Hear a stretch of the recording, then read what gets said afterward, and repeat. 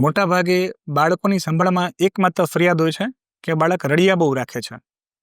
તો રડવાના બે મેજર કારણ હોય છે. એક કારણ હોય છે કે બાળકને દૂધ ઓછું પડે છે, તો એના માટે આપણે દૂધ થોડુંક વધારે દેવાનો પ્રયત્ન કરવાનો હોય છે, બરાબર, કે જેમાં ઘણીવાર માતાનું દૂધ ઓછું પડતું હોય તો આપણે ફોર્મ્યુલા ટેકો આપણે આપતા હોઈએ છીએ. બીજું મેજર કારણ હોય છે બાળકને ગેસ અથવા તો વીંટવું આવી. તો એના માટે આપણે શું કરી શકાય? એના માટે બર્પિંગ કરાવવું અને જોર જોરથી કરાવવું, બરાબર ને. બાળકને ખભા ઉપર રાખી જોર જોરથી થપથપાવવું, જેથી કરીને બધો ગેસ રિલીઝ થઈ જાય.